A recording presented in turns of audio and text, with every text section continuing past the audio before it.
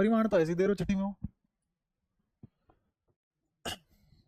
चलो सवाल समझो फटाफट। सवाल भी तुम्हें नहीं आता होगा, वो भी मेरे को ही समझाना पड़ेगा, कराने भी मेरे को ही पड़ेगा, सारी चीज मेरे को ही करानी पड़ेगी, नंबर भी शायद मेरे ही आएंगे। देखते हैं क्या होता है क्या नहीं। मेरा तो हो चुका भाई, और कितना सेलेक्ट करवा लो। किसमें? गेट में? अच्छा मैं कहा ये पता नहीं क्या गेट में, जाटो का ही चल रहा है, नल का गेट, बाहर ही नहीं आ पा रहा इससे। क्या? नल के? हाँ। मैं नहीं बोला और मैं ही नहीं समझा, शाबाश। ये जो तेजस्व का इस्तेमाल है तुम्हारे, ये कहीं और करवाएंगे।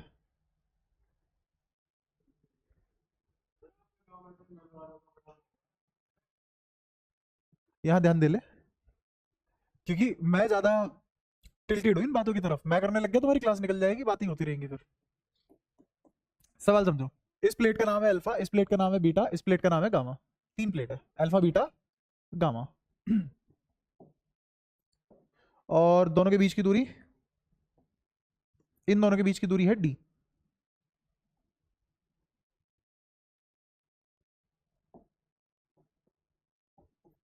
ये दूरी है डी। इस पे जो चार्ज गिवन है इनिशियली वो है माइनस क्यू, इस पे चार्ज गिवन है क्यू, इस पे चार्ज गिवन है कैपिटल क्यू। तुम्हें गिवन है कैपिटल क्यू बड़ा है क्यू से और क्यू बड़ा है जीरो से, इसका मतलब ये दोनों पॉजिटिव चार्ज है जिसमें इसका मैग्नीट्यूड ज्यादा बड़ा है। ठीक है। मैग्नीट्यूड वाइज ये दोनों बराबर है लेकिन इसका नेचर अपोजिट है। ठीक है। अब सवाल में ये बोला कि पहले इसको फिक्स किया हुआ था, इस इन तीनों को फिक्स किया हुआ था, पहले तीनों फिक्स थी, लिख देता हूं initially alpha beta gamma are fixed. अब हुआ क्या इसके बाद, ये जो गामा प्लेट है गामा रिलीज कर दी गई, गामा रिलीज। तो जब गामा को रिलीज करेंगे, ये यहां से रिलीज हो चुकी, तो रिलीज होते ही ये इसकी तरफ भागेगी। रीजन मेरे को बताओ, electric field due to a plate क्या होता है? Electric field due to a plate क्या होता है? हाँ बिल्कुल, electric field due to a plate होता है सिग्मा अपॉन 2 एप्सिलॉन नोट। ये सिग्मा किसके बराबर होता है? Charge per unit area by 2 epsilon naught. हर प्लेट का सरफेस एरिया ए है, ये लाइन नहीं है, ये क्या है? प्लेट्स। क्या हुआ?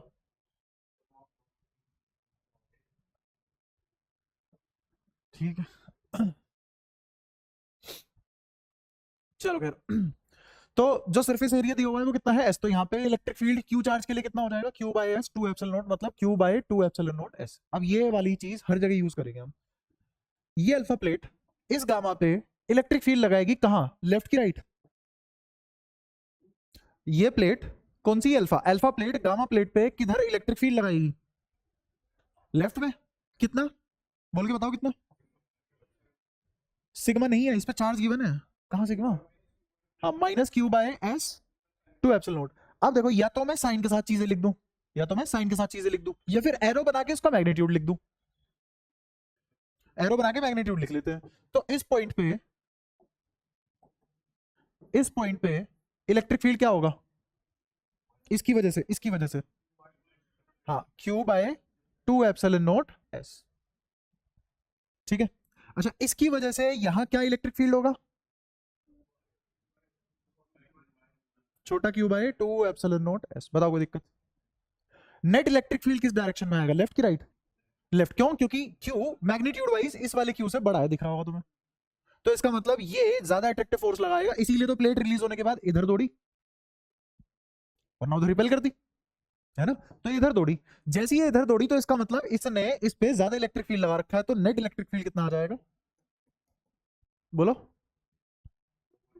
हाँ बिल्कुल, नमस्ते। Q minus Q by 2 epsilon naught S.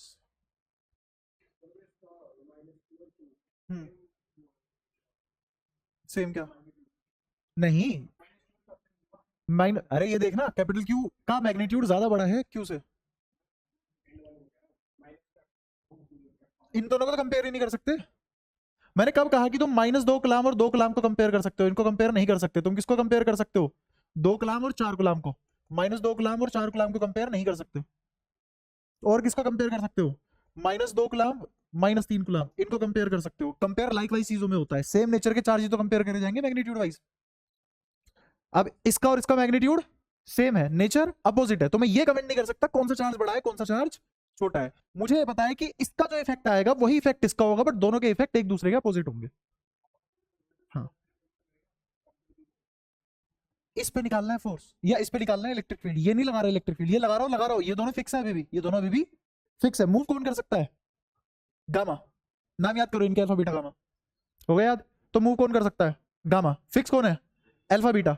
तो अल्फा बीटा की वजह से गामा पे क्या हो रहा है वो निकाल रहे हैं। बुझ गया? ठीक है। ये मिटा दूं?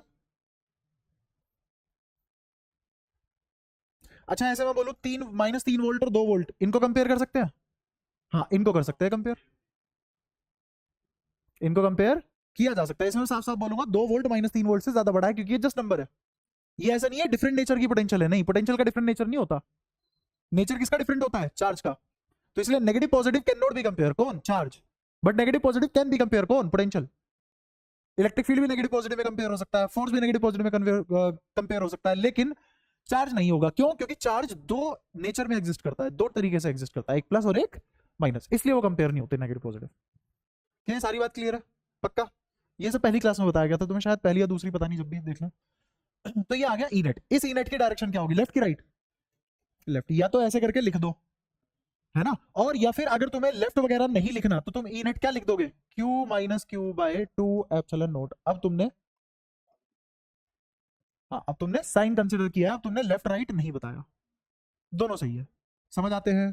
कोनो परेशानी यहाँ तक? पक्का? ठीक है।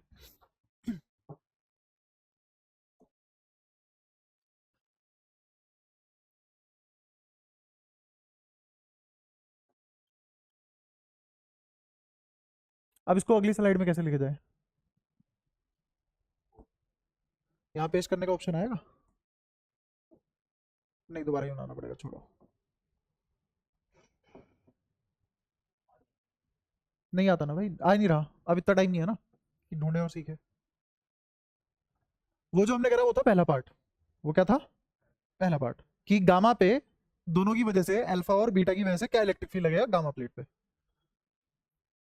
अब दूसरा पार्ट वही नाम है इनके, अल्फा बीटा गामा। ठीक है। दूसरे पार्ट में पूछा है कि मान लो ये जो गामा प्लेट है, क्योंकि ये दोनों तो फिक्स है, ये भी फिक्स है, ये भी फिक्स्ड है, ये है फ्री टू मूव। इस पे नेट इलेक्ट्रिक फील्ड कहां लगा? लेफ्ट। तो ये लेफ्ट की तरफ भागेगी, भाग के इस पे टकरा जाएगी, टकरा गई। टकराने को इंग्लिश में क्या बोलते हैं? इंग्लिश में या फिजिक्स में कोलिजन। तो गामा प्लेट बीटा प्लेट से कोलाइड कर गई। अब बीटा तो फिक्स है, बीटा तो सरकेगा नहीं, है ना। लेकिन ये कोलिजन कैसा है? परफेक्ट इलास्टिक कोलिजन है। कैसा कोलिजन है? Perfect elastic. तो हुआ क्या? गामा कोलाइड कर गई, कोलाइड विद बीटा, और ये कैसा कोलिजन है? Perfect elastic. Perfect elastic collision ये है, जितना मोमेंटम इसने बीटा को ट्रांसफर किया, बीटा ने वापस एग्जैक्टली उतना ही मोमेंटम किसको ट्रांसफर कर दिया? गामा को।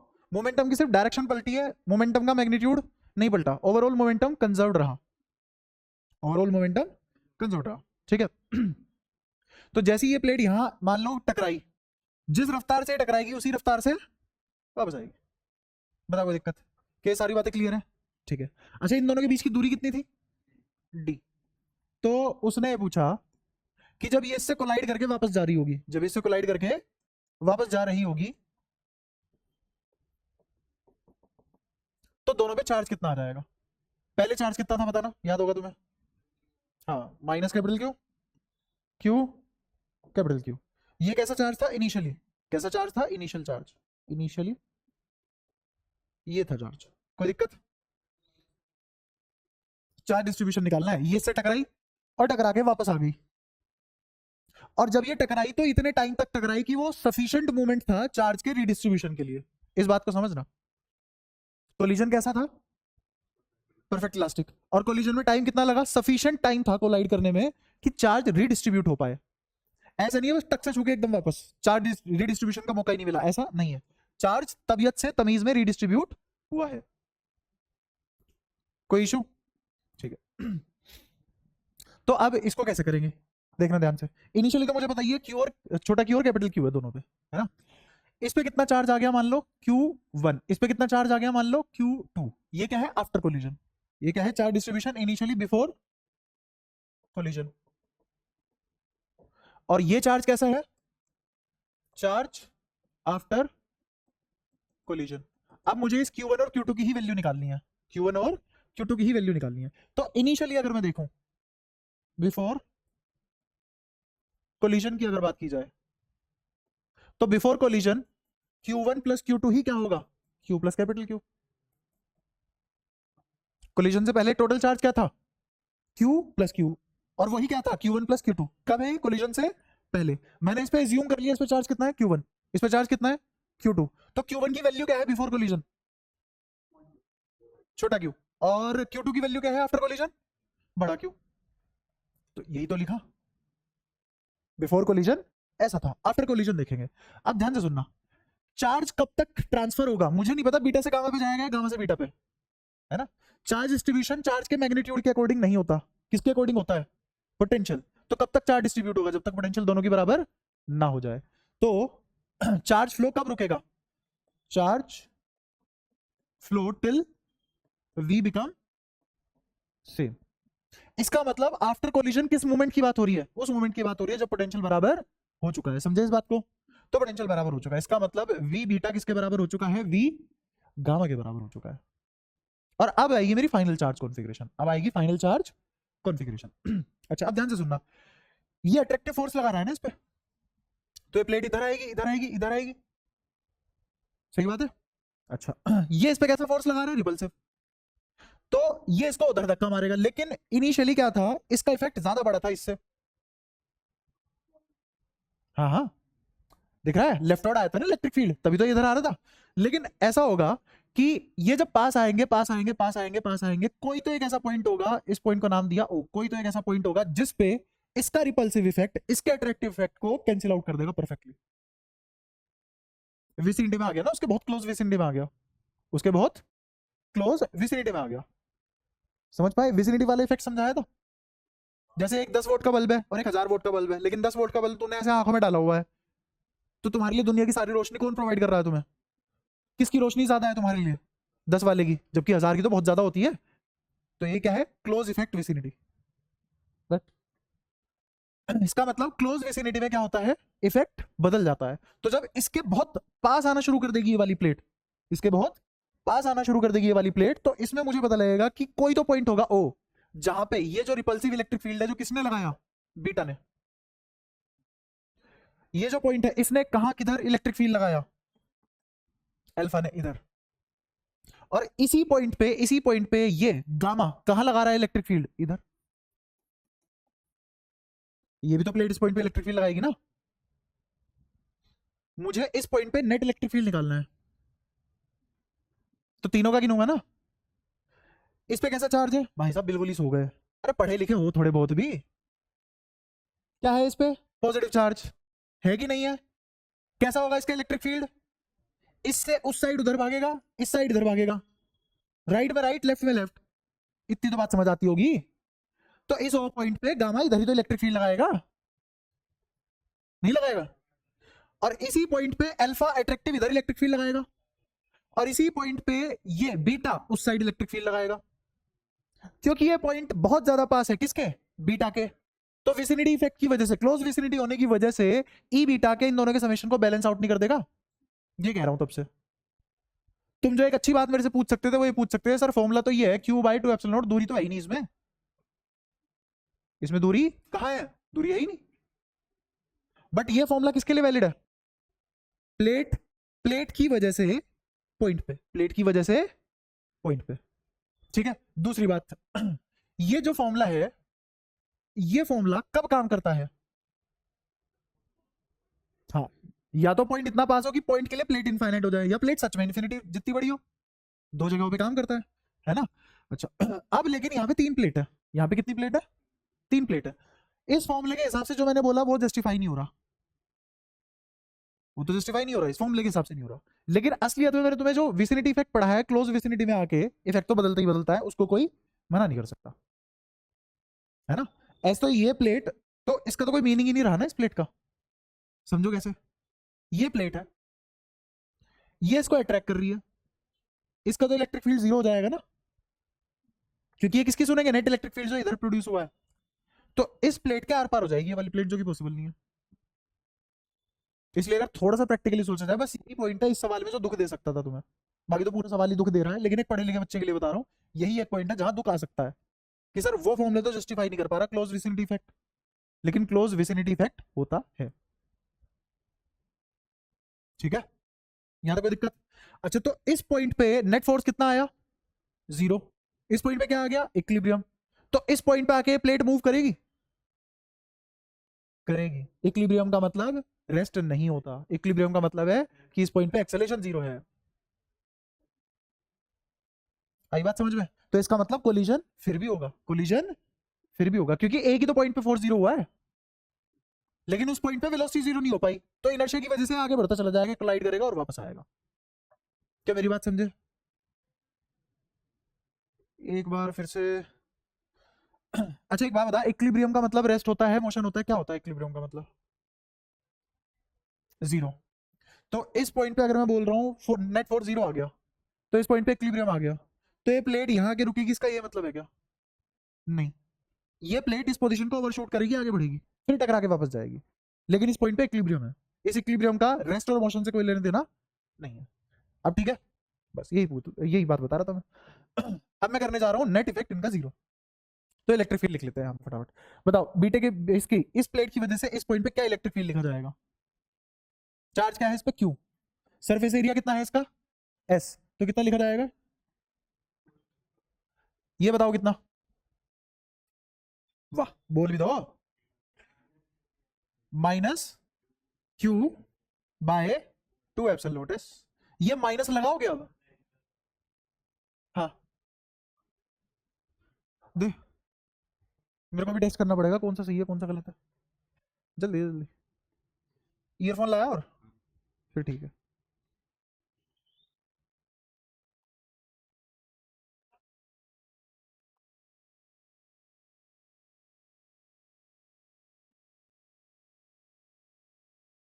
ले।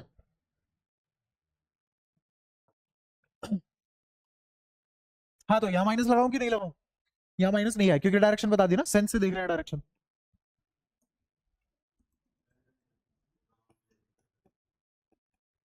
अगर मैं सिर्फ इक्वेशन लिखूं और उसमें ये ना बताऊं कि लेफ्ट है कि राइट है, तो मुझे वो माइनस लगाना पड़ेगा। सही बात है, ठीक है। ई अल्फा बोलो कितना, सेम, कितना?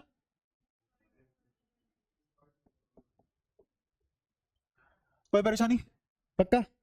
अब ये सारी बातें गलत है, ये मैं आफ्टर कोलिजन की बात कर रहा हूँ, ये मैं आफ्टर कोलिजन की बात कर रहा हूँ। तो आफ्टर कोलिजन इस पे चार्ज कितना, Q1।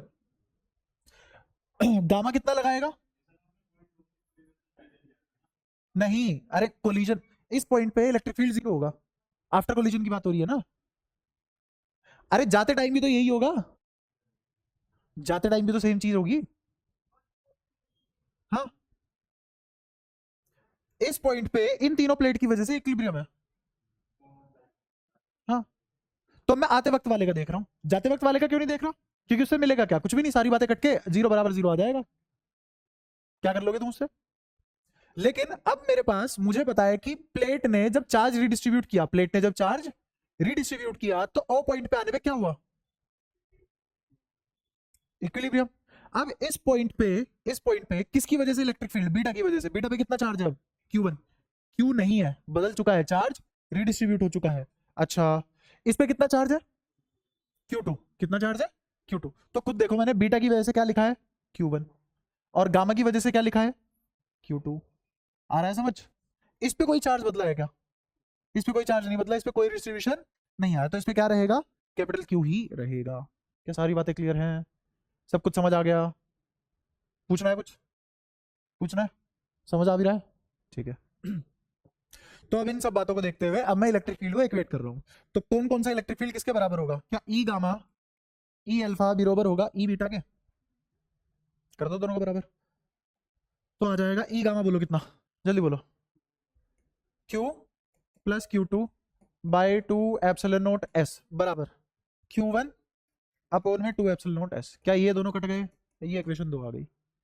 अगर तुम्हें थोड़ी सी अकल तेज चलती तुम्हारी, मतलब थोड़ी सी एक्स्ट्रा होती, तो उसका ये फायदा होता कि तुम्हें ये सब इक्वेशन बनाने की जरूरत नहीं थी। तुम्हें पता है कि इस पॉइंट पे नेट फोर्स 0 है, तो इसका मतलब इस साइड वाला चार्ज और इस साइड वाले चार्ज को जोड़ के देख लो किसकी डायरेक्शन क्या बैठ रही है। तो मुझे पता है ये दोनों प्लेट इस डायरेक्शन में फील्ड लगाएंगे, तो इसका मतलब Q2 प्लस Q का इफेक्ट बराबर होगा Q1 के इफेक्ट के। वही लिखा हुआ है देखो। मेरा फर्ज ये बनता है तुम्हें किताबी तरीका तो बता ही दूं, लेकिन थोड़ी अकल भी तो दूं कि कैसे सोच सकते थे। सवाल लंबा तो ऐसे होता है ना जब ऐसे करोगे, बिल्कुल ट्रेडिशनल मेथड से। हाँ, इस पॉइंट पे नेट फोर्स 0 है ना। नेट फोर्स 0 क्यों हुआ होगा? क्योंकि इसके चार्ज के इफेक्ट ने इसको पॉइंट को जो भी इफेक्ट दिया। कितने तरीके से इफेक्ट बताया जा सकता है? दो। कौन कौन? पोटेंशियल और फील्ड। पोटेंशियल और कोई दिक्कत? अच्छा, इस पॉइंट पे इफेक्ट फील्ड के हिसाब से देखो तो इस फट्टे पे जो चार्ज है, क्या नाम है इसका? बीटा। बीटा पे जो भी चार्ज है उसका इफेक्ट, और इन दोनों को मिला के जो ओ पॉइंट पे इफेक्ट आएगा वो बराबर होगा। तो इसका मतलब Q प्लस Q2 की वजह से जो ओ पॉइंट पे इफेक्ट आ रहा है वही इफेक्ट Q1 की वजह से आ रहा है, बट अपोजिट नेचर में, तो बराबर। कौन से फॉर्मूले, कौन से फंडे वाली? ये तो मैं सब कुछ समझा रहा हूं, पर कोई सही इंसान इस सवाल को पढ़ेगा, कुछ नहीं लिखेगा, सिर्फ ये 2 लाइन लिखी मिलेगी तुम्हें, और वो अपना आंसर निकाल लेगा। 1 सेकंड, 4 सेकंड, और इसके बाद सीधा आंसर 5 सेकंड। 5 सेकंड में खत्म। वो तो तुम्हारे ऊपर पता नहीं कौन सा भगवान की दया है, 50 मिनट लेते हो तो 5 सेकंड के लिए। तो Q प्लस Q2 बराबर Q1, और एक इक्वेशन ये रही। तो मैं यूज कर रहा हूं 2 को, किसमें? 1 में, यूजिंग 2 इन 1। तो Q1 की क्या रख दूं? वैल्यू। तो इस Q1 की जगह क्या रखूंगा मैं? Capital Q plus Q2 plus Q2 बराबर Q प्लस कैपिटल Q। क्या ये और ये कट गए और Q2 की वैल्यू आ गई Q/2? समझ आया? अब इस Q/2 को यहां रख दो वापस, तो तुम्हारे पास क्या आ जाएगा? Q प्लस Q/2 बराबर Q1। Q1 की भी वैल्यू आ गई। और यही पूछा था उसने कि कोलिजन के बाद क्या चार्ज डिस्ट्रीब्यूशन होगा, ये रहा। आफ्टर कोलिजन क्या चार्ज हो जाएगा? बोलो, ये किसके बराबर आ जाएगा आफ्टर कोलिजन? और ये किसके बराबर आ जाएगा आफ्टर कोलिजन? ये है इनका कोलिजन के बाद चार्ज डिस्ट्रीब्यूशन। जब सरफेस एरिया सेम दे दिया, लेंथ से क्या फर्क पड़ रहा है?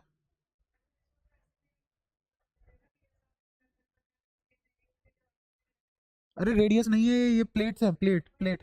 और फॉर्मूला कौन सा काम करता है यहाँ पे? हाँ, तो उसमें लेंथ कहां से आई?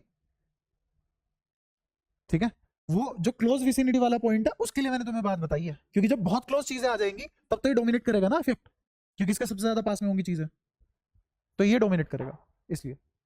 ठीक है, बता अब तेरा लेंथ वाला क्या सीन था क्या नहीं?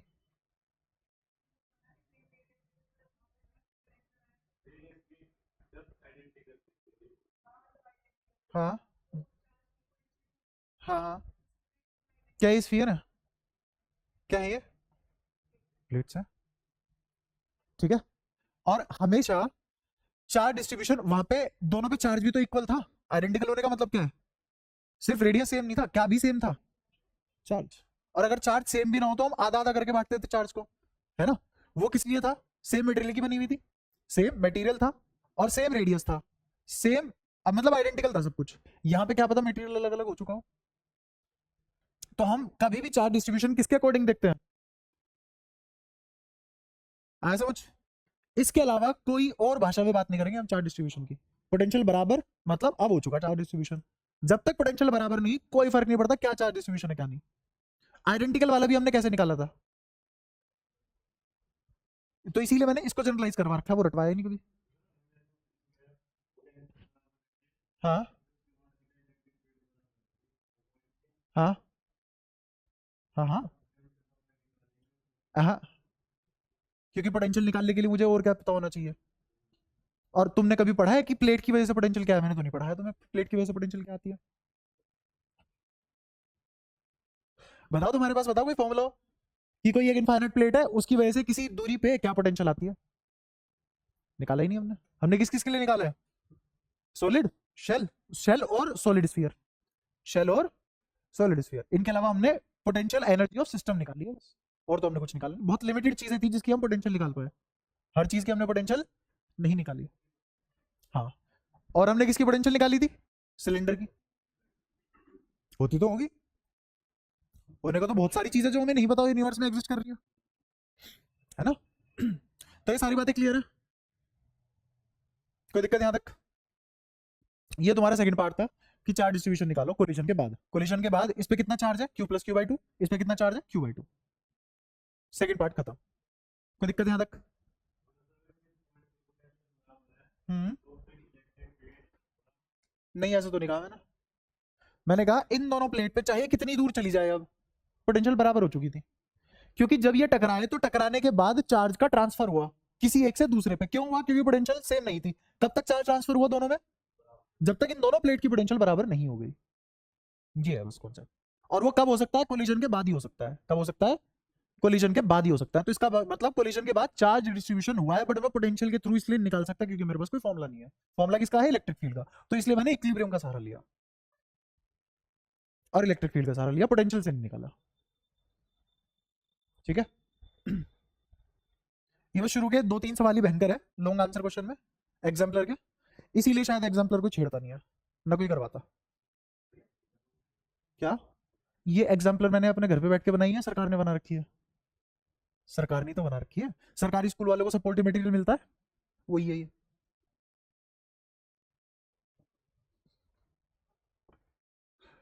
बस फर्क ये है कि मैं करा रहा हूँ, दुनिया कराती नहीं है। वही, मैं तो टीचर अपने कंफर्ट जोन से बाहर आना चाहता, क्योंकि समझाने में बहुत मेहनत लगती है, दिमाग खराब होता है कि कैसे बच्चे, और बच्चे भी पढ़ने को तैयार नहीं है। कौन ही करे इतना? कोई नहीं, अब 10 नंबर खोलेंगे, 60 तो है। कौन सा? हाँ हाँ। नहीं नहीं नहीं, वो क्वेश्चन बदल के आया था, काफी डिफरेंट क्वेश्चन था। हाँ, और उसने डायरेक्ट ऑर्डर पूछा है जो बिना उस मैथमेटिक्स के हम वैसे ही समझ सकते थे। वो मैंने तुम्हें पहली लाइन में बता दिया था ना, कि अगर यहाँ पॉइंट है, पॉइंट पे सारा का सारा चार्ज डिस्ट्रीब्यूटेड है, तो इसकी पोटेंशियल मैक्सिमम स्टेट में है। अब पोटेंशियल मिनिमम स्टेट में जाना चाहेगी, तो कब जा पाएगी? जब ये काइनेटिक में कन्वर्ट हो। और जैसे जैसे काइनेटिक में कन्वर्ट होगी दूरी बढ़ेगी, तो इसका मतलब दूरी बढ़ने से काइनेटिक का इफेक्ट आ रहा है, तो इसका मतलब वेलोसिटी और रेडियस आपस में डायरेक्टली प्रोपोर्शनल है, खत्म। बट वहां पे हमें निकाल के दिखाना था मैथमेटिकली।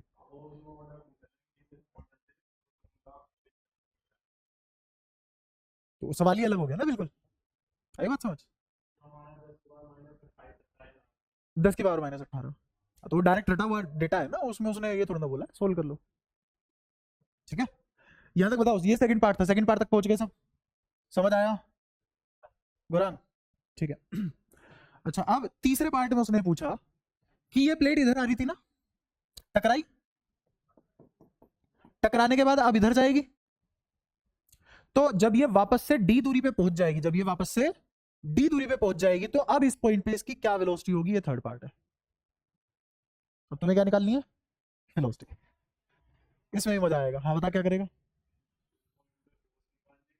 किस पॉइंट पे? इस फट्टे पे यहाँ फोर्स निकाल लिया। हाँ हाँ हाँ, सुन रहा हूँ। अरे मैं कुछ बोला थोड़ी। हाँ, एम नहीं पता हमें, ए भी नहीं पता, और कहाँ से करेगा बता? बता तो सही, कैसे करेगा? डीवी बाई डी एक्स के लिए क्या चाहिए? इनिशियल और फाइनल कंडीशन चाहिए। बता, तुझे इनिशियल वेलोसिटी गिवन है, फाइनल गिवन है, कुछ तो गिवन होना चाहिए। अरे मास छोड़, तुझे वेलोसिटी वेलोसिटी का भी नहीं पता, एक्सेलरेशन का भी नहीं पता। जो तूने कहा एक्सेलरेशन जुगाड़ लेंगे, वो भी नहीं जुगाड़ पाएगा। चेंज इन काइनेटिक एनर्जी बराबर चेंज इन पोटेंशियल एनर्जी। बताओ कैसे करोगे? बताओ बताओ। घर पे तो लगाई ही नहीं बुद्धि तुमने, अब यहाँ तो कम से कम मौका है, पूरी लगाओ। जो जो लगा सकता है फटाफट लगाओ। हाँ, बर्गर खिलाऊंगा चलो, जिसने ये बताया। एग्जैक्टली अगर तुमने मुझे इक्वेशन लिखवा दी, सही इक्वेशन लिखवा दी इसके लिए, तो एक 40 रुपए वाला बर्गर मेरी तरफ से। नहीं तू बता, स्टेटमेंट बता, स्टेटमेंट तो सारी सही होगी। अप्रोच तो मैंने तुम्हें कॉन्सेप्ट पढ़ाया हुआ है, वो एक लाइन बोल दो, लगेगा तो वही। हाँ।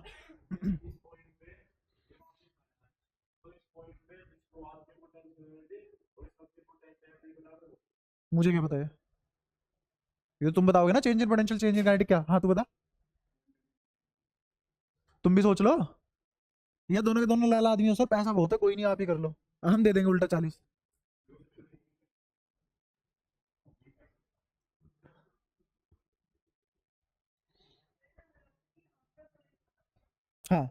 जब ये डी दूरी पे पहुंच चुका होगा, कोलिजन के बाद जब ये प्लेट वापस से डी दूरी पे पहुंच चुकी होगी, क्या वेलोसिटी रही होगी? इनर्शिया। इनर्शिया तो मैंने आज तक नहीं पढ़ाया किसी को, पता है क्यों?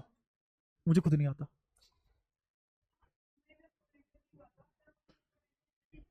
हम्म हम्म हम्म। कहाँ कहाँ पोटेंशियल जीरो होगी? आफ्टर कोलिजन पोटेंशियल जीरो हो गई? कैसे? सेम होगी ना, जीरो थोड़ी ना हो जाएगी। पोटेंशियल एनर्जी तो, पोटेंशियल एनर्जी कैसे निकलती है इसकी? चार्ज से प्रोडक्ट करने के बाद। तो चार्ज से प्रोडक्ट करने के बाद जब तक ये जीरो नहीं है, जीरो तो नहीं आ रहा। हाँ, डेल्टा यू प्लस डेल्टा के ही जीरो होगा। हाँ हाँ हाँ हाँ। इनिशियल काइनेटिक एनर्जी जीरो है। हाँ बिल्कुल। हाँ हाँ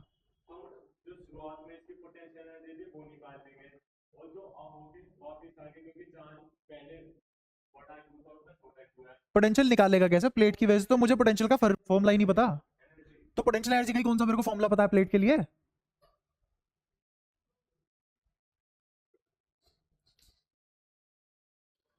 बताओ यार, कोई तो बताओ, कोई तो बुद्धि मारो। सौरभ, कुछ तो ट्राई कर। तुम भी कंट्रीब्यूट कर दो कुछ तीनों। कह रहा चलिए जाइए।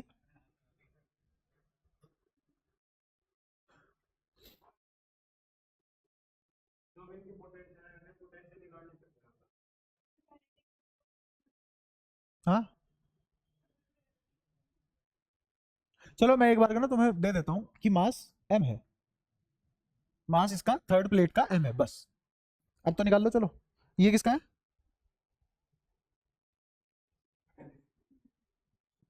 क्या कर रहा है यहाँ? कहते तो जैसे बत्ती है, रीजन क्या था बनाने का?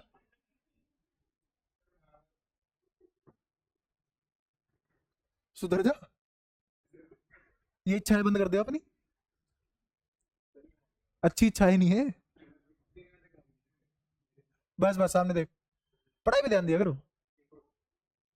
हाँ, जा जा जा जा जा। बस बस बस छेड़ मत। Saurabh,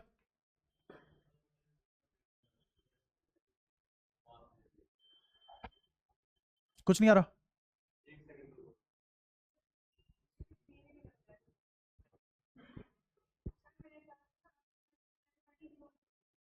after collision potential energy zero. ठीक है, एक बार जो मन में बात आ गई बढ़िया। हाँ, किसने कहा चेंज इन पोटेंशियल? अगर चेंज इन पोटेंशियल जीरो है तो काइनेटिक कहां से लाऊंगा मैं? चेंज इन पोटेंशियल ही तो काइनेटिक में कन्वर्ट होता है, तो फिर तो वेलोसिटी भी जीरो है। फिर तो ये कभी कुछ हुआ ही नहीं था, हम झूठ खेल रहे थे। पोटेंशियल, तो चेंज इन पोटेंशियल अगर जीरो हो गई तो तुम उसमें हद से हद क्या कर लोगे? क्यू से ही तो मल्टीप्लाई कर लोगे। तो क्यू डेल्टा वी भी तो जीरो ही आएगा। तो चेंज इन पोटेंशियल एनर्जी भी तो जीरो आएगी। तो काइनेटिक में तो आया ही नहीं कुछ। इसका मतलब जो भी हमने पढ़ा सब झूठ था, मैंने बहकाया तुम्हें अब तक? ऐसा कुछ भी नहीं, वो प्लेट ही की यही थी। सवाल ही गलत हो गया। आप सुनो ध्यान से, सुनो।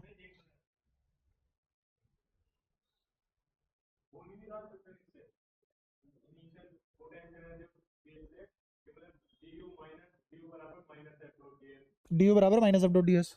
हम्म hmm hmm hmm hmm hmm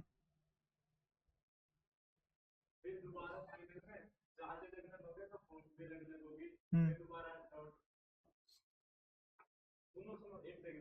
हाँ हाँ हाँ हाँ हाँ। अरे बताने दो। हाँ हाँ हाँ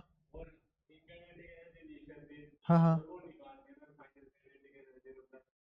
वैसे शाबाश, 60% सही था, 40% गलत था। बस बस बस सामने देखो, सब सामने देखो। अब मैं बताता हूँ, सुनना ध्यान से। हुआ क्या, ध्यान से सुनना, ये वाली प्लेट यहां आई, टकराई और वापस चली गई। ये दोनों काम किसकी वजह से हुए हैं? दोनों काम किसकी वजह से हुए हैं? इलेक्ट्रिक फील्ड ने जो फोर्स लगाया उसकी वजह से हुए हैं।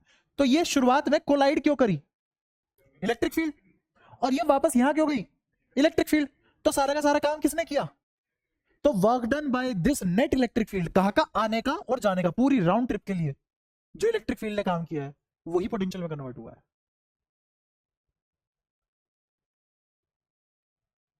याद करो, सेल्फ एनर्जी वाला कॉन्सेप्ट बताया था कि ये पोटेंशियल एनर्जी कहां गई? स्टोर हो गई। किसकी फॉर्म में? इलेक्ट्रिक फील्ड की फॉर्म में। कहां तक? इन्फिनिटी तक। तो उसी इलेक्ट्रिक फील्ड के थ्रू ये वर्क डन हुआ। इलेक्ट्रिक फील्ड ने इस पे फोर्स लगाया, वर्क डन हुआ, फिर दोबारा वर्क डन हुआ। टोटल वर्क डन कितना हुआ? आने का और जाने का, जीरो तो होगा ही नहीं। तो ये जो आने जाने का वर्क डन है किसके थ्रू? इलेक्ट्रिक फील्ड ने जो फोर्स लगाया उसके थ्रू। यही किस में कन्वर्ट हुआ? काइनेटिक एनर्जी में। एक बार फिर से बोलूं? सौरभ पूछ ले, कुछ पूछना हो। देखो, इसने और इसने दोनों ने मिलके इस पे कोई तो इलेक्ट्रिक फील्ड लगाया, तो इन दोनों का नेट इलेक्ट्रिक फील्ड इस पे लगा, उसकी वजह से इस पे फोर्स लगा। वो फोर्स ने वर्क डन किया। वर्क डन कहां से कहां तक किया? कोलाइड करवाया इसको। तो कितना चलाया? डी दूरी चलाया। किस फोर्स ने? इन दोनों के फोर्स ने, फील्ड की फोर्स, इन दोनों के फील्ड की फोर्स ने इन इसको चलाया डी दूसरे तक। तो कुछ तो वर्क डन हुआ होगा। किसने किया ये वर्क डन? इन दोनों के इलेक्ट्रिक फील्ड नहीं तो किया। फिर ये भागा भी तो, ये मैंने तो नहीं भगाया, खुद भागा। तो खुद भागा इसका मतलब फिर से इन दोनों की वजह से जो इलेक्ट्रिक फील्ड लग रहा है उसकी वजह से डी दूरी तक चलाए हैं। इलेक्ट्रिक फील्ड ने जो फोर्स लगाया उसकी वजह से डी दूरी तक चला। अब फिर से ये वर्क डन किसने किया? इन दोनों के इलेक्ट्रिक फील्ड ने। क्या दोनों वर्क डन पॉजिटिव थे? हाँ, क्योंकि नेट इलेक्ट्रिक फील्ड इधर था, फोर्स इधर था, डिस्प्लेसमेंट इधर थी, एफ डॉट डीएस पॉजिटिव। जब ये उधर जा रहा है तो फोर्स भी उधर लग रहा है, डीएस भी उधर है, तो भी वर्क डन पॉजिटिव है। तो इन दोनों वर्क डन को जोड़ दो, क्या नेट वर्क डन आ गया। और ये जो नेट वर्क डन है यही किसमें कन्वर्ट हो रहा है? खत्म बात। अब भी नहीं आया समझ? पक्का? श्योर? अगर कुछ हो ठीक है मन में, एक बार और पूछ ले, कोई दिक्कत नहीं है, सोच ले। हाँ भाई, तुम दोनों को आ रहा है कुछ समझ? मेरा पक्का? सौरभ मजबूत है? ठीक है। हाँ, काइनेटिक एनर्जी का चेंज आया ही नहीं यहाँ। हम्म, जो वर्क डन यहाँ निकला, हाँ, वर्क डन पोटेंशियल एनर्जी तो होता है। Work done by conservative forces potential energy. हाँ हाँ, ये रहा ना। तो मैं दे दिया ना, ये हम दे दिया, लो इसके इसके फॉर्मेट पे निकाल लो। मैंने कब मना किया था? नहीं, क्वेश्चन में भी दे रखा है। हाँ, दे रखा है। ठीक है। नहीं, मैंने कहा था 100% सही होने में पूरा मिलेगा, ऐसा कुछ नहीं होता। मैं गरीब हूँ, मैं गरीब हूँ। सामने देखो, मेरे से पैसा बहुत मेहनत करके निकलवाया जा सकता है भाई, क्योंकि मैं भी बहुत मेहनत करके बहुत कम पैसा कमाता हूँ। वो तो नहीं, भगवान देता तो मैं माला माल हो जाता ना।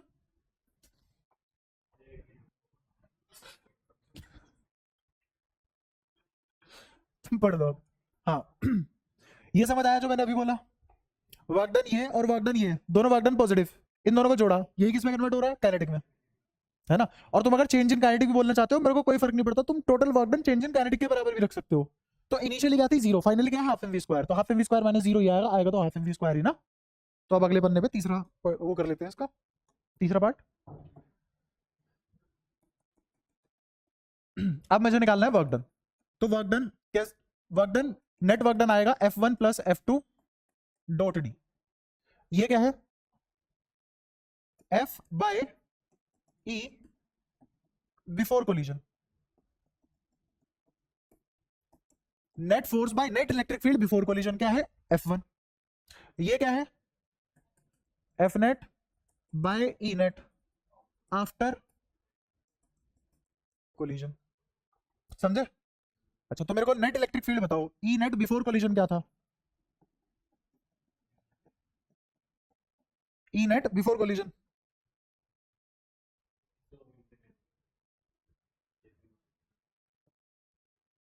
वर्क डन इस पे हो रहा है ना, इसका थोड़ी ना कंट्रीब्यूशन लेंगे। ठीक है, तो वर्क डन बिफोर कोलिजन ये रहा। Sorry electric field before collision Q minus Q upon 2 epsilon naught S. कोई परेशानी यहाँ तक? पक्का? ठीक है। अच्छा ऊपर वाला लो कि नीचे वाला लो? ऊपर वाला, सेंस के हिसाब से। हाँ सेंस के हिसाब से ऊपर वाला। मुझे पता है कि नेट इलेक्ट्रिक फील्ड पहले कहाँ था, लेफ्टवर्ड। नेट इलेक्ट्रिक फील्ड पहले कहाँ था, लेफ्टवर्ड। और वो कैसा था, कैसा था, पॉजिटिव। लेफ्ट में तो हर चीज पॉजिटिव, उसके हिसाब से लिया मैंने। तो क्या लिखा जाएगा यहाँ पे, Q minus Q by 2 epsilon naught S। अच्छा अब मैं निकालना चाहता हूँ F नेट बिफोर कोलिजन, तो वो किसके बराबर आएगा? क्या मैं इसकी चार्ज में मल्टीप्लाई कर दूं? किसके चार्ज में? किसका चार्ज नहीं लिखा था मैंने? गामा का। और गामा पे कितना चार्ज है, capital Q। Before collision gamma पे कितना चार्ज है, कैपिटल Q। तो फोर्स क्या लिखा जाएगा, capital Q minus Q 2 epsilon naught S into में कैपिटल Q। क्या F1 निकल के आ चुका है? ये आ गया F1। अच्छा ऐसे ही मेरे को बताओ ई नेट आफ्टर कोलिजन क्या लिखा जाएगा?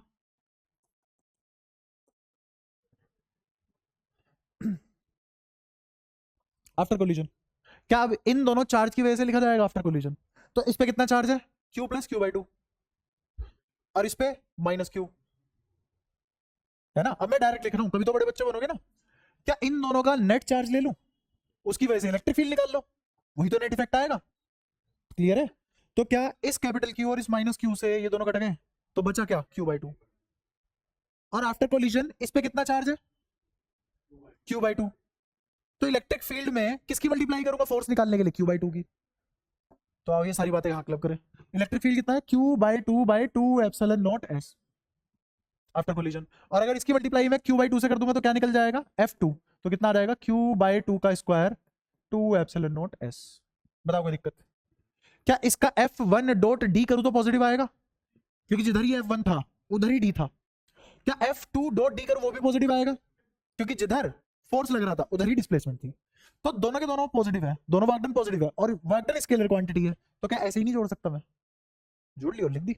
तो बताओ ये वर्क डन क्या लिखा जाएगा?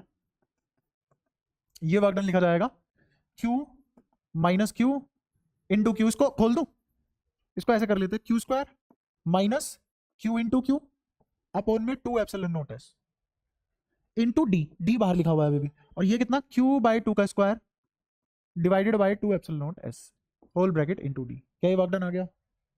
अच्छा अब मुझे बताओ, ये दोनों के दोनों डिनोमिनेटर सेम ही है ना, तो एलसीएम भी सेम आएगा, तो इसका मतलब ऊपर सब डायरेक्ट जुड़ जाएगा।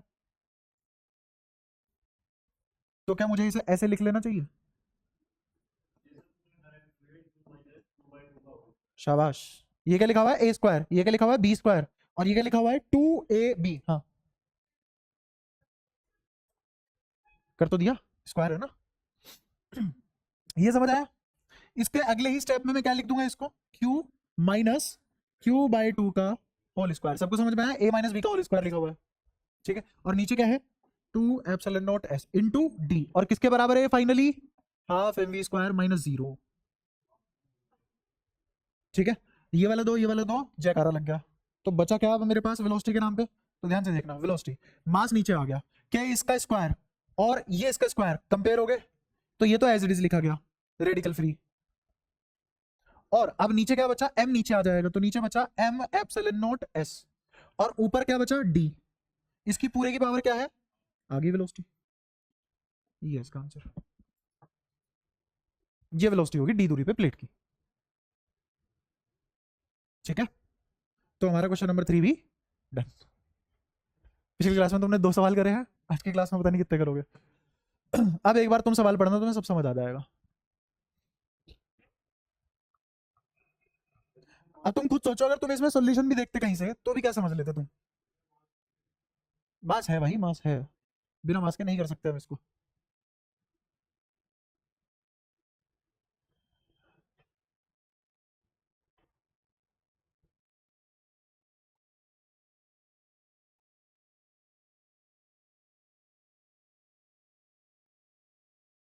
मास तो लेना ही पड़ेगा, बिना मास के नहीं कर पाएंगे,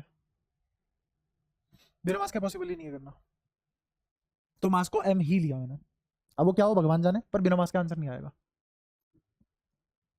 अब तुम्हें सवाल समझ आया, तीनों पार्ट समझ में आए। पहले हमने क्या करा, बिफोर कोलिजन, बिफोर कोलिजन क्या निकाल लिया हमने, इलेक्ट्रिक फील्ड, जो कि लेफ्ट वर्ड था, Q माइनस Q के हिसाब से, है ना। फिर हमने आफ्टर कोलिजन क्या निकाल लिया, चार्ज डिस्ट्रीब्यूशन, है ना, वो भी इलेक्ट्रिक फील्ड की मदद से, है ना। फिर हमने क्या निकाला कि कोलिजन के बाद जब ये वापस d दूरी पे चला जाएगा तो इसकी वेलोसिटी क्या होगी, तीनों से निकाल लिया हमने, ठीक है। ये इतना मुश्किल क्यों पड़ा हमें, इतना मुश्किल इसलिए पड़ा क्योंकि इससे पहले हमने कभी भी पोटेंशियल का प्लेट की वजह से फॉर्मूला नहीं पढ़ा, तो पोटेंशियल के फॉर्मूले लगा ही नहीं सकते हम यहाँ, हमें किसके लगाने पड़ेंगे सारे के सारे, इलेक्ट्रिक फील्ड, फोर्स, इन सब के लगाने पड़ेंगे, ठीक है। क्या सारी बातें क्लियर हैं? इस सवाल में कोई भी समस्या, कोई भी परेशानी?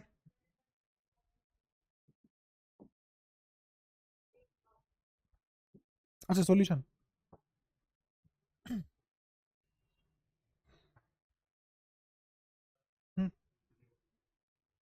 नींद आ रही है तो आगे करो से,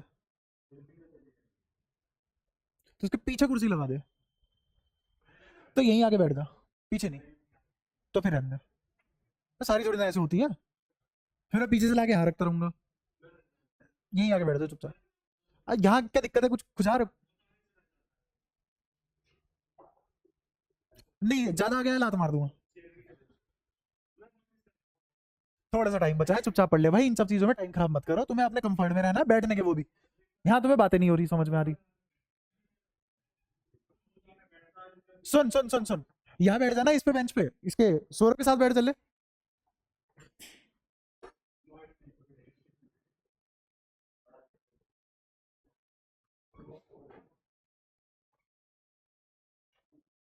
इसीलिए क्लास में 10 मिनट लेट नहीं, 10 मिनट पहले आके बैठेगा, चुपचाप आना, देख लिया कौन सी सीट बढ़िया है, कहाँ तेरे को चुनौने नहीं काट रहे। हाँ, अरे तुझे ये देखना है, ये सबका पर्सनल सिनेमा चालू है, करे आगे। अच्छा ये सवाल आसानी है, इस सवाल में मैं बता देता हूँ तुम्हें क्या करना है, तुम खुद करते तो अब तक करके ना ले आते। सामने देखो, बहुत आसान है, कुछ डेटा है वो सीखो। One statcoulomb, one statcoulomb बराबर होता है 1/3 × 10⁻⁻⁹ कोलम के, ठीक है। तो इसका मतलब 1 कोलम कितना हो गया, 3 × 10⁻⁹ स्टैट कोलम। अच्छा ऐसे तुम्हें ये भी पता होना चाहिए कि 1 न्यूटन फोर्स 10⁻⁵ डाइन के बराबर होता है, ये सब 11वीं का ज्ञान है। 1 न्यूटन किसके बराबर, 10⁻⁵ डाइन्स के बराबर। ऐसे ही 1 मीटर क्या 100 सेंटीमीटर के बराबर होता है। क्या ये डेटा पता है तुम्हें? अगर ये पता है तो कुछ नहीं रखा सवाल में, फटाफट हो जाएगा। देखो ध्यान से, फोर्स का असलियत में जो फॉर्मूला था वो था Q1 Q2/r², ये था फॉर्मूला। ये जो फोर्स आया किसमें आया, डाइन्स में, किसमें आया, डाइन्स में। और यहाँ पे जो K है, K की वैल्यू क्या होगी, 1। K की वैल्यू क्या है, K क्या है, यूनिवर्सल इलेक्ट्रोस्टैटिक कांस्टेंट। हमने क्या वैल्यू पढ़ी है इसकी, 9 × 10⁻⁹ यूनिट क्या पड़ी है उसकी, न्यूटन मीटर स्क्वायर पर कूलम स्क्वायर। लेकिन यहाँ पे जो 1 है इसकी यूनिट क्या है, डाइन्स सेंटीमीटर स्क्वायर पर स्ट्रेट कूलम स्क्वायर, इसलिए वैल्यू अलग आई, इसलिए वैल्यू अलग आई, ठीक है। तो उसने मेरे से पूछा कि असलियत में तो फोर्स का फंडामेंटल फॉर्मूला ये निकाला था, ये है कोलंबियन फोर्स का फॉर्मूला, ये क्या है, कोलंबियन फोर्स का फॉर्मूला, क्योंकि उसने सीजीएस यूनिट में ही निकाला था। कौन सी यूनिट है, सीजीएस सिस्टम। यूनिट का सिस्टम कौन सा है, सीजीएस सिस्टम। मुझे इसको कन्वर्ट करना है एसआई में, किसमें कन्वर्ट करना है, वैल्यू हमें एसआई में ही रटी हुई है, बट उसने कहा है कि एसआई में कन्वर्ट करके दिखाओ, तो बहुत आसान है। हम क्या करेंगे, हमें पता है कि किसके बराबर है, 1 डाइन सेंटीमीटर स्क्वायर पर स्ट्रेट कूलम स्क्वायर। ये 1 डाइन को मैं मान लेता हूं कि ये n न्यूटन मीटर स्क्वायर पर सेंटीमीटर स्क्वायर के, सॉरी न्यूटन मीटर स्क्वायर पर कूलम स्क्वायर के बराबर होगा। n1 u1 equals to n2 u2 वाला फंडा लगाया, 11वीं बिल्कुल ही खत्म कर रखी है, तो क्या कर सकते हैं, n1 u1 बराबर n2 u2। ये n1 क्या है, यूनिट 1, u1 क्या है, सॉरी u1 क्या है, यूनिट 1, n1 क्या है, न्यूमेरिकल वैल्यू 1, u2 क्या है, यूनिट 2, और n2 क्या है, न्यूमेरिकल वैल्यू 2, ठीक है। जैसे तुमने अभी अभी ये देखा, 1 मीटर किसके बराबर है, ये क्या है, यूनिट 1, ये क्या है, न्यूमेरिकल वैल्यू 1, ये क्या है, यूनिट 2, ये क्या है, न्यूमेरिकल वैल्यू 2, ये लगाया मैंने वहां। अब मुझे यहां तो पता था n2 की वैल्यू क्या है, लेकिन यहां नहीं पता n2 की वैल्यू क्या है, तो ये हम निकाल लेंगे, ये हम निकालेंगे कैसे, सब इधर ले जाओ और कन्वर्जन मार दो, तो देखो कितना आसान। n को उधर ही रखा, यहां क्या आएगा, डाइन के नीचे न्यूटन, डाइन के नीचे न्यूटन, और सेंटीमीटर स्क्वायर के नीचे मीटर स्क्वायर, और इस स्ट्रेट कूलाम्ब के स्क्वायर के नीचे कूलाम्ब स्क्वायर जो ऊपर चला जाएगा। क्या समझ आया मैंने क्या लिख दिया? सौरभ पक्का साथ है? ठीक है। अब कन्वर्जन करते हैं। कन्वर्जन कैसे करेंगे मेरे को बताओ। 1 न्यूटन में कितने डाइन होते हैं? 1 न्यूटन में 10⁵ डाइन होते हैं। तो 10⁵ डाइन लिख दिया। ऐसी 1 सेंटीमीटर में कितने मीटर होते हैं? 1 सेंटीमीटर में कितने मीटर होते हैं? या फिर ऐसा कर लो कि 1 मीटर में कितने सेंटीमीटर होते हैं? 1 मीटर में 100 सेंटीमीटर होते हैं। तो 1 मीटर में 100 सेंटीमीटर होते हैं। समझ आया? फिर कूलाम्ब स्क्वायर, 1 कूलाम्ब में कितने स्ट्रेट कूलाम्ब होते हैं? 1 कूलाम्ब में कितने स्ट्रेट कूलाम्ब होते हैं? तो 1 कूलाम्ब को मैं क्या लिख रहा हूं? 3 इंटू 10⁻⁴ कितना? 9 स्ट्रेट कूलाम्ब का स्क्वायर, और इसका भी स्क्वायर अपोन में स्ट्रेट कूलाम्ब का स्क्वायर। समझो क्या किया फिर से?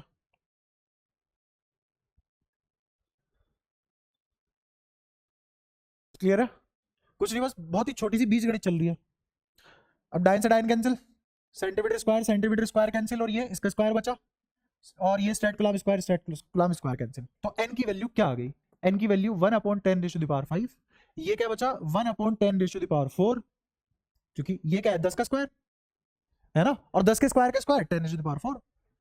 अच्छा, और ये 2 बार लिख दो इसी को, 3 इंटू 10⁹9 इंटू 3 इंटू 10⁹9। अब ध्यान से देखना, पावर बेस सेम है, नंबर मल्टीप्लाई हो रहे हैं तो पावर ऐड हो जाती है। ऐड होने के बाद कितनी बन जाएगी? 5 और 4 9। तो क्या 1 गई, 3 तिया कितना आ गया? और ये मैंने क्या निकाल लिया? n। क्या निकाल लिया? n। तो अब यहाँ n की वैल्यू फिल कर दो। तो क्या आ गई इस n की वैल्यू? 3 इंटू कह रहा हूँ 9 इंटू 10⁹9 न्यूटन मीटर स्क्वायर पर कूलाम्ब स्क्वायर। ये कन्वर्जन। सवाल खत्म। हाँ बस। कोई दिक्कत? बढ़े आगे?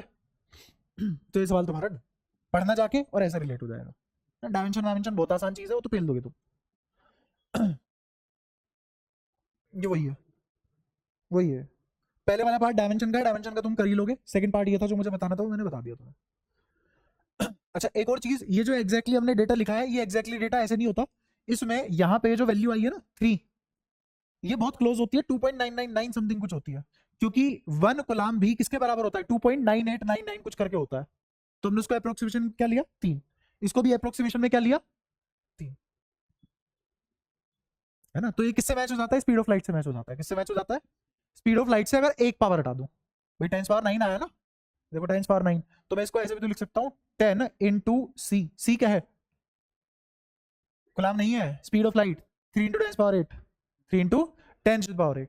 तो ये कर दिया मैंने, 30 को अलग निकाल लिया, और क्या बचा? स्पीड ऑफ लाइट बची। ठीक है, खैर ये कोई नहीं पूछ रहा तुमसे, ये तो मैंने फालतू बताया सब। रिलेट तो इसको भी कर सकते हैं, उसके लिए तुम्हें थोड़ा बहुत ऑप्टिक्स पता होना चाहिए, और इलेक्ट्रोमैग्नेटिक वेव, और ये पहला चैप्टर, मजा तो आता है रिलेट करने में उसको भी। अच्छा, ये वाला सवाल क्या मैंने क्लास में कराया हुआ है? मैं समझा देता हूँ। सवाल ये है, ये चार्ज है माइनस क्यू, ये भी चार्ज है माइनस क्यू। हाँ देखो यही हो जाएगा, क्योंकि ऐसी बातें बताई हुई है मैंने तो। ये दूरी डी, ये दूरी डी, यहाँ चार्ज रखा हुआ है माइनस क्यू, यहाँ चार्ज रखा हुआ है माइनस क्यू। क्या है? डायपोल है? डायपोल है क्या? नहीं, क्योंकि इसमें तो एक प्लस चाहिए था ना।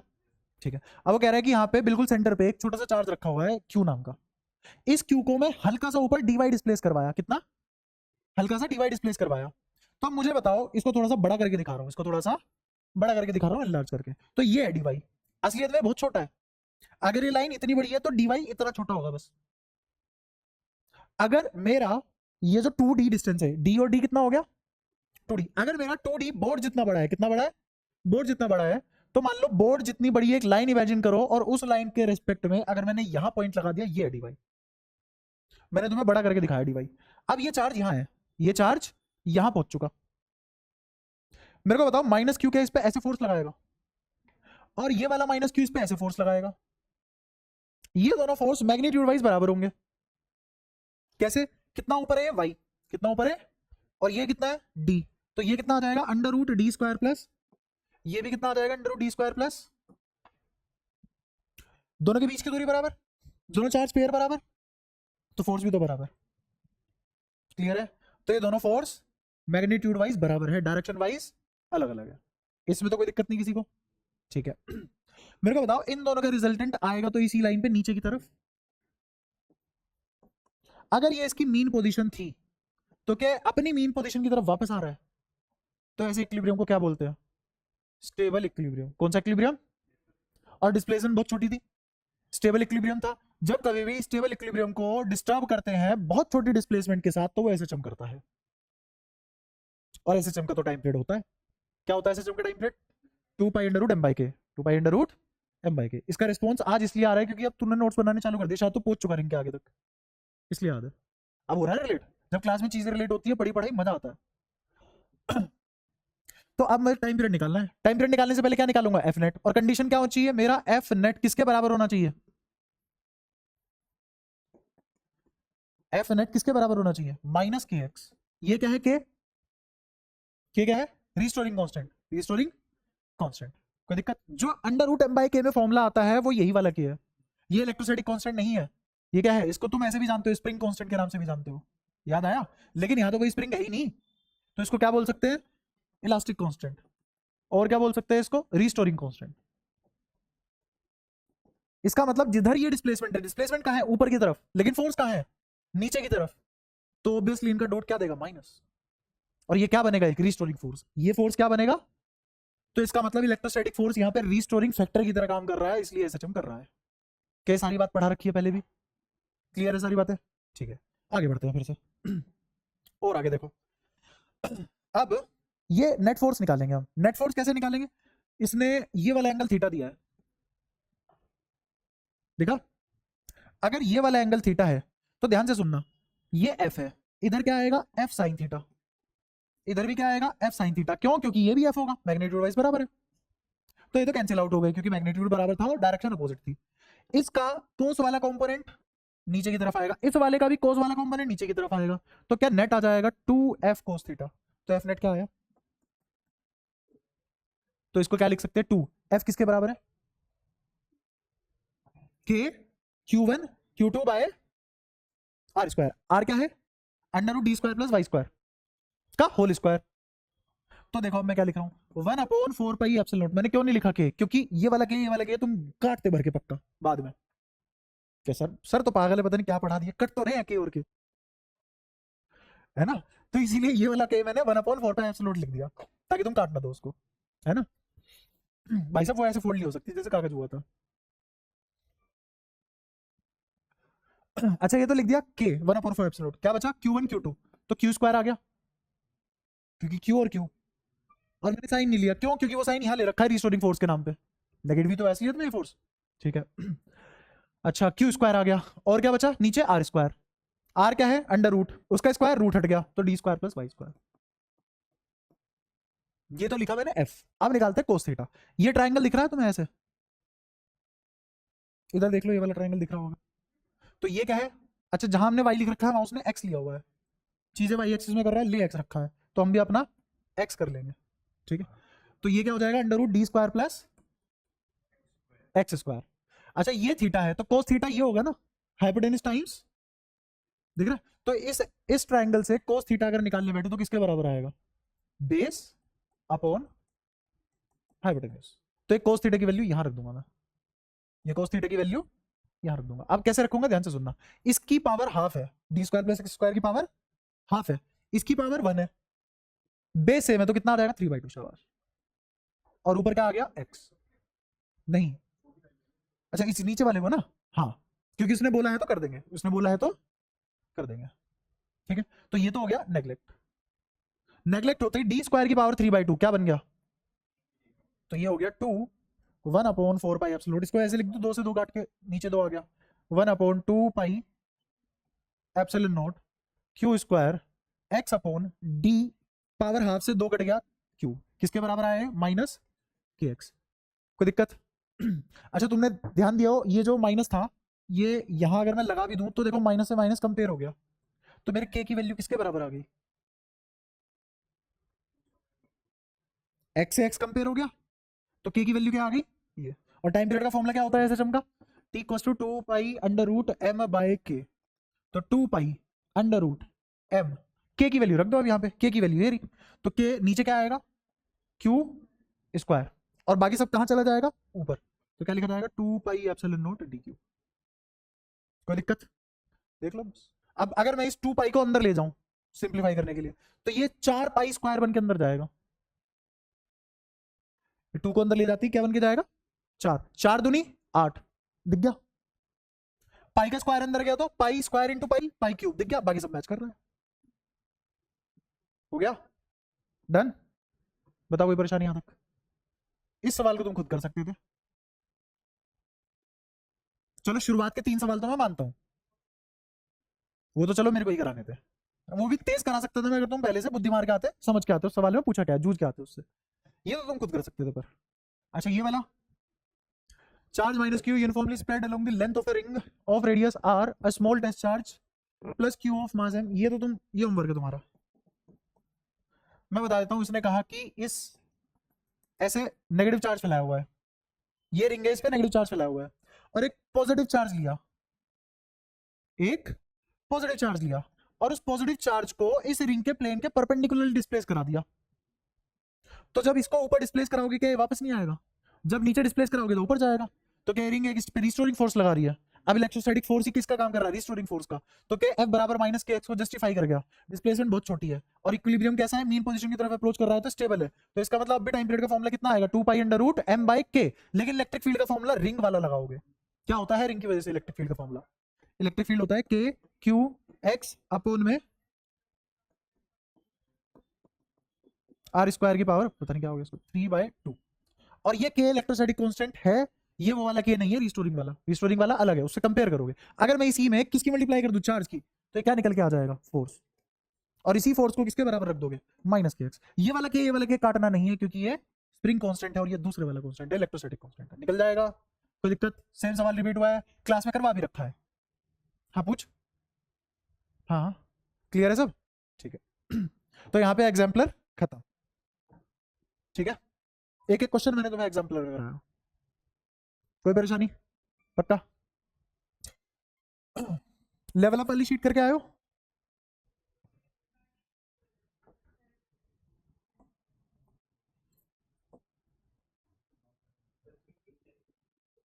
थीम चेंज मतलब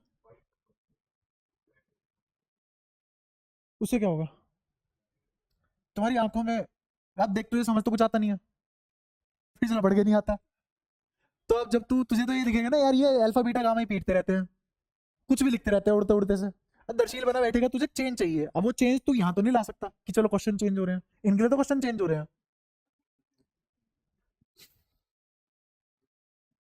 तो क्वेश्चन तो चेंज हो ही गए ना, तुझे क्या लगा कौन से क्वेश्चन उन्होंने रिपीट में करे,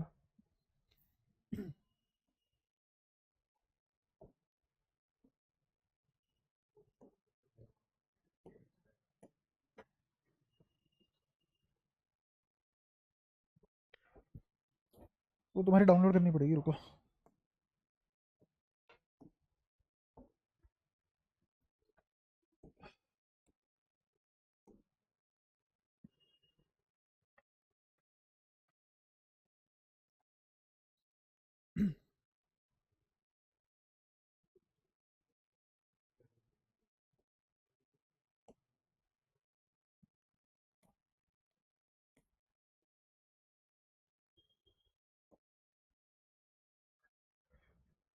कौन था ये, क्यों,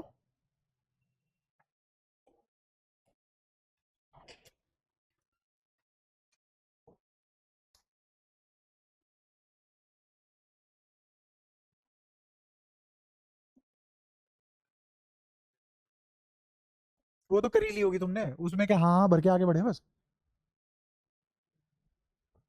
बताओ इसमें ये हो गया, पहला हो गया, अब देखो इसमें बहुत सारे क्वेश्चन है ना, लगभग होंगे 100 से तो ऊपर क्वेश्चन है, अब 100 क्वेश्चन में मैं ऐसे तो नहीं पूछूंगा एक एक करके ये करा दूं करा दूं करा दूं, तो ये सारे के सारे तुम्हें ट्राई होने चाहिए, ये सब के सब ट्राई होने चाहिए घर पे, तो तुम डायरेक्टली मेरे से पूछो सर इस वाले में मुझे 4 में दिक्कत है, कौन कौन ये शीट लेवल अप की करके आया है? क्योंकि मैं पिछले 4 क्लास से बोल रहा हूँ कि भाई कर लो शीट है कर लो, 6 करिए, तो एक ने करिए, इसके हिसाब से मैं डाउट लेके फिर नक्की कर रहा हूँ इसकी, क्योंकि भाई तुम नहीं करोगे जिंदगी भर, ऐसे चलता रहेगा।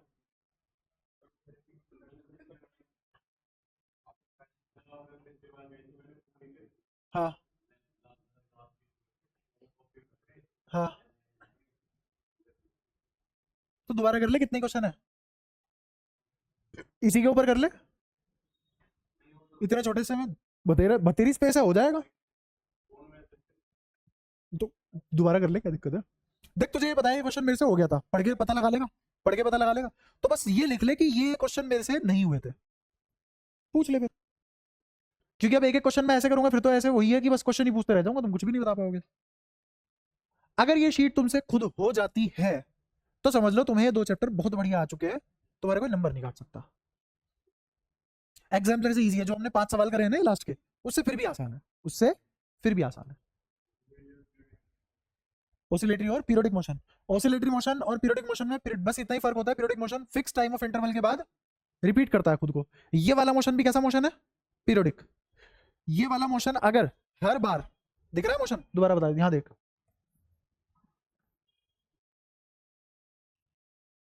क्या ये पाथ रिपीट कर रहा है, क्या हर बार ये 2.5 सेकंड बाद यहां आ रहा है, तो सेम इंटरवल ऑफ टाइम के बाद ये वापस ए पे आ रहा है, सेम रास्ता नाप के, तो ये क्या है, पीरियोडिक मोशन। अच्छा,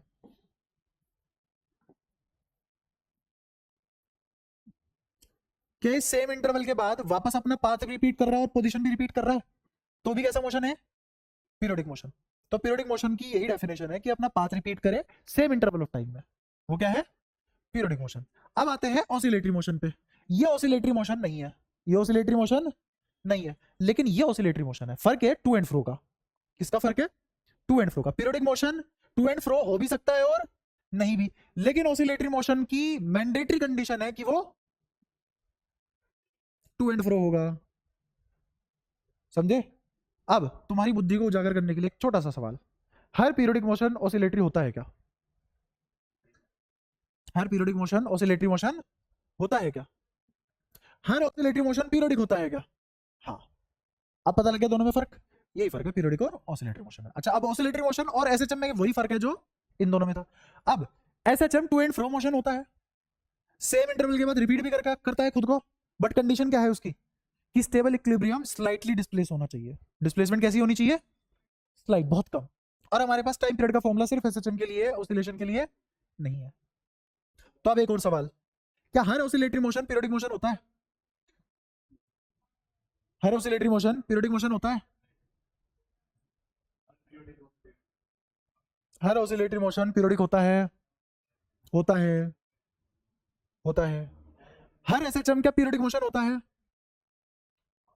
होता है। पर सारे मोशन है तो पीरियोडिक ही ना, पीरियोडिक की तो सिर्फ एक ही कंडीशन है, क्या कंडीशन है वो, कि भाई टाइम रिपीट कर दे, रास्ता रिपीट कर दे, खत्म बात। टाइम नहीं टाइम इंटरवल, टाइम नहीं टाइम इंटरवल, क्या रिपीट कर दे, टाइम इंटरवल रिपीट कर दे और रास्ता रिपीट कर दे, चाहे वो सर्कुलर हो चाहे वो अमीबा शेप का, उससे मतलब नहीं है, तो वो क्या हो गया, पीरियोडिक मोशन हो गया। अब चाहे वो टू एंड फ्रो, वो भी क्या हो गया, पीरियोडिक हो गया। तो चाहे वो एसएचएम हो चाहे वो ऑसिलेशन हो, पीरियोडिक मोशन तो है ही है।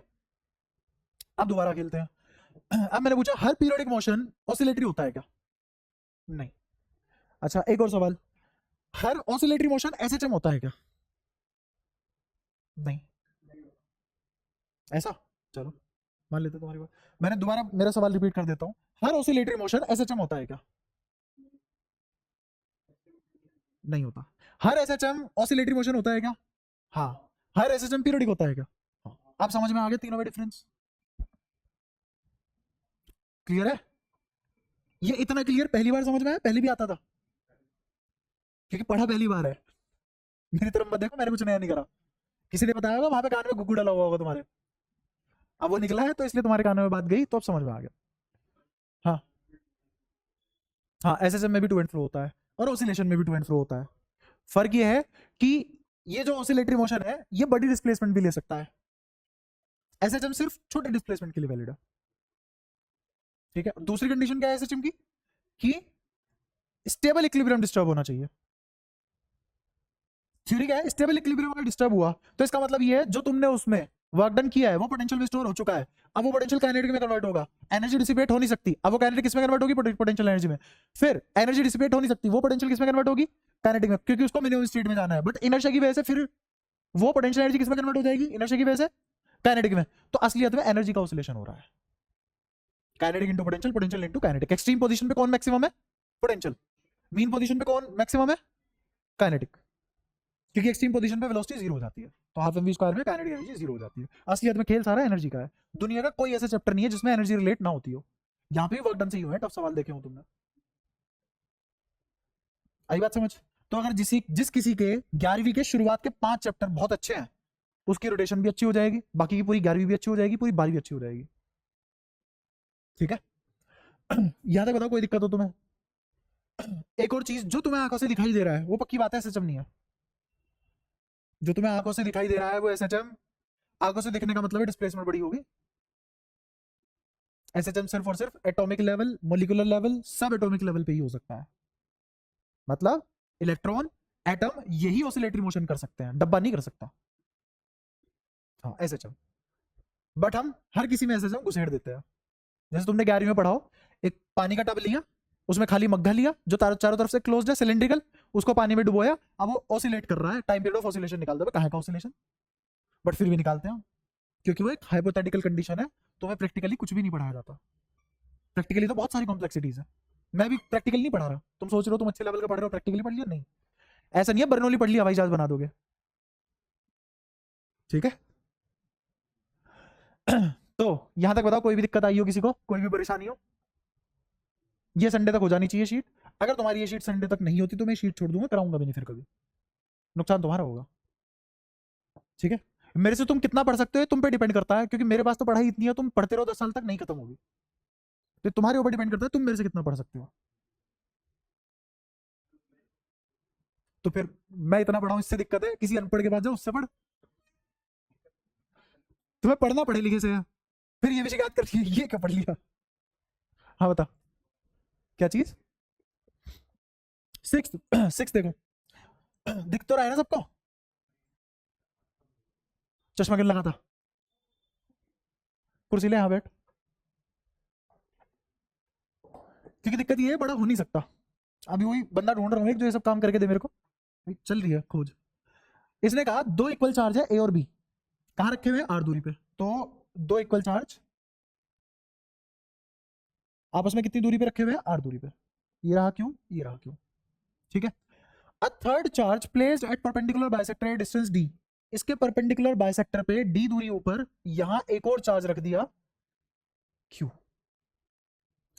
सेंटर मैक्सिमम इलेक्ट्रोस्टैटिक फोर्स, तो ये पूछ रहा है इस पे मैक्सिमम इलेक्ट्रोस्टैटिक फोर्स कितना लगेगा। तो ये सवाल मैंने क्लास में कराया हुआ है, तुम रिलेट नहीं कर पाए, समझना कैसे। ये दो चार्ज है, कितनी दूरी पे रखे हुए हैं, आर दूरी पे। तो मैं इसको बोल दूं r/2, इसको बोल दूं r/2।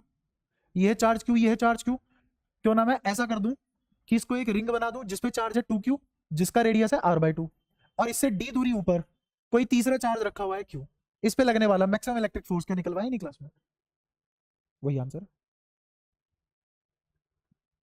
कितनी दूरी पे लगता था वो, r/2, √2, r/√2 दूरी पे लगता था।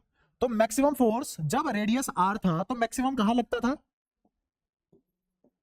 When ring radius is r, तो मैक्सिमम इलेक्ट्रिक फील्ड कहां लगता था, एट r/√2। जब मेरा r/2 हो चुका है रेडियस ही, तो अब मैक्सिमम इलेक्ट्रिक फील्ड कहां लगेगा। आंसर क्या आ गया इसका,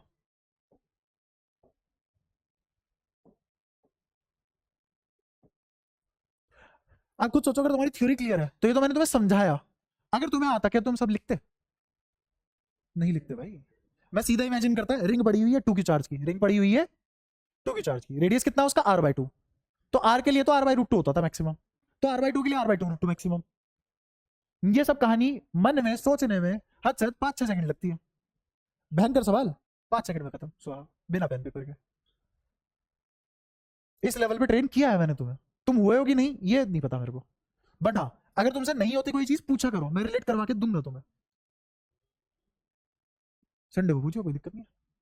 और बताओ और कोई, किसी के मन में आ रहा हो सर जाने से पहले ये वाला सवाल तो करवा ही दो इस शीट का। करके लाओगे संडे को? पक्का? कसम खाते हो? किसी की भी खा लो, तोड़ूंगा तो वहीं। कोई नहीं, मरेगा ही, मैं मारूंगा अगर इसने कसम तोड़ी। तो भाई साहब पढ़ाई चालू करो, मैं बहुत रो चुका तुम्हारे पीछे।